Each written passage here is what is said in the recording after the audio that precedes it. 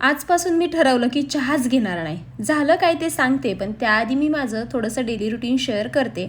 आज सकाळी मुलाला शाळेत लावलं आणि आज कालचे ना चपातीचे तुकडे शिल्लक होते चपात्या. मग त्याचे मी आज तुकडे बनवले आणि खूप छान लागतात. तुम्हाला पण आवडतात का? मला तर खूप आवडते. चहा केला त्यानंतर, तुकडे खाल्ल्याच्यानंतर चहा घेतला आणि त्यानंतर मला देवपूजा करायची होती. आज गणेश जयंती असल्यामुळे मला गणपती बाप्पाचा आणि गुरुवार असल्यामुळे स्वामींचा अभिषेक करायचा होता. आणि मी तुम्हाला कालच्या व्हिडिओमध्ये सांगितलंच होतं की कालच मी फुलं आणली होती आणि दही आणि दूधसुद्धा घेतलं. मी अभिषेकसाठी फक्त दही आणि दूधच घेते. माझ्याकडं ना मध नसतं, त्यामुळे मी फक्त या 2च वस्तूंनी अभिषेक घालते. सर्वात अगोदर मी बाकीच्या देवांची पूजा करून घेतली आणि पाठीमागं गणपती बाप्पा आणि स्वामींना ठेवलं, म्हणजे त्यांचा परत मला अभिषेक घालायचा होता. त्यामुळं अगोदर गणपती बाप्पाचा अभिषेक घातला, दह्याने अगोदर आंघोळ घातली, त्यानंतर पाणी ओतलं, परत दुधाने घातली आणि त्यानंतर परत एकदा पाण्याने स्वच्छ धुवून त्यांना स्वच्छ पुसून त्यांच्या आसनावर बसवलं आणि त्यानंतर हार वगैरे घालून त्यांना गंध लावून फुलं वगैरे ठेवली.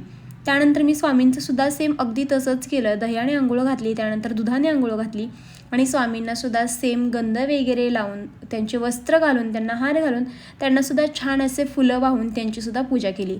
त्यानंतर मी धूप अगरबत्ती लावून, दिवा वगैरे लावून, सर्व देवांना फुलं ठेवून, स्वतःला हळदी कुंकू लावून आणि मग नतमस्तक झाले आणि स्वामींना म्हटलं की माझ्या आयुष्यात सगळं व्यवस्थित चालू, त्याचबरोबर माझ्या फॅमिलीसोबत माझे जे काही आहेत रिलेटिव्स, जे माझे चांगले विचार करतात, जे वाईट विचार करतात, सगळ्यांना सुखात ठेवा. गणपती बाप्पालासुद्धा हेच मागितलं.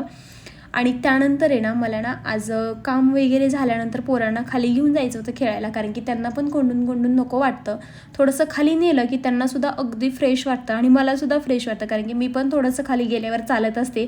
आजकाल आहे ना माझीसुद्धा खूप तब्येत व्हायला लागली, त्याच्यामुळे मी सुद्धा थोडंसं खाली गेल्यावर चालत असते. वर यायला आम्हाला खूप उशीर होतो. त्यानंतर आहे ना, वर आल्यानंतर दोन्ही मुलांना मी दूध दिलं आणि म्हटलं थोडासा चहा घ्यावा, कंटाळा आला होता. चहा ठेवला, तोपर्यंत देवाला दिवा अगरबत्ती लावली आणि चहा घ्यायला गेले.